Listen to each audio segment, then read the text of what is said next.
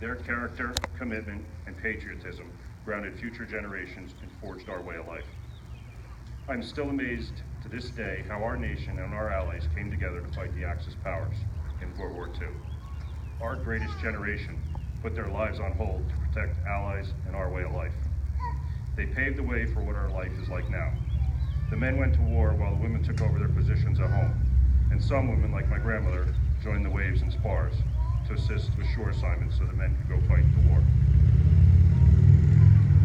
Earlier this month, I had the opportunity to travel to the coast of Normandy, France, to visit Pegasus Bridge, Pointe du Hoc, and all 5 beaches where the Battle of Normandy, named Operation Overlord, began on June 6, 1944, otherwise known as D-Day, which is almost, we're coming up on the 74th anniversary of that.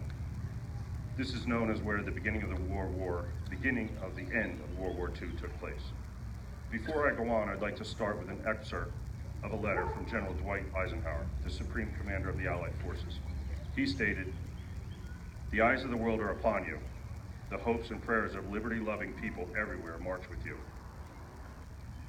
The first significant battle occurred when British Major John Howard and his paratroopers successfully landed 5 Horsa gliders within 50 yards of what is now called Pegasus Bridge over the Con River. Shortly after midnight on D-Day, in an effort to block German forces from sending reinforcements to the coast. If no one's ever seen a Horsa glider, it's basically a wooden coffin capable of carrying 30 paratroopers that is made of very thin wood. I want you to imagine being a pilot of one of these gliders. That morning, a major storm had just exited the English Channel and there was still a lot of cloud cover. You're being towed by another plane across the English Channel, and then the tow rope is released. These pilots land these 67-foot-long gliders at close to 55 miles per hour, and they've had very little brakes, if they even lasted during the landing. The pilots expect to be knocked unconscious briefly during the landing, and once they awaken, they begin to assist the paratroopers with unloading the glider and fighting the enemy. A few hours later, Allied forces conducted amphibious landings at Sword, Juneau, Gold, Omaha, and Utah beaches.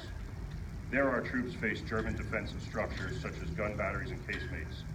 The Germans laid down a path of utter destruction with machine guns capable of firing over 1,000 rounds per minute and fired heavy artillery at the Allied forces, trying to attain a foothold on the beaches. Yet our troops had the resolve and fortitude to penetrate the German defenses and take the beaches.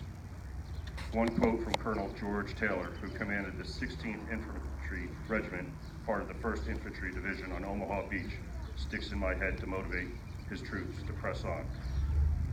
"There are 2 kinds of people on this beach, those who are dead and those who are going to die. Now let's get the hell out of here."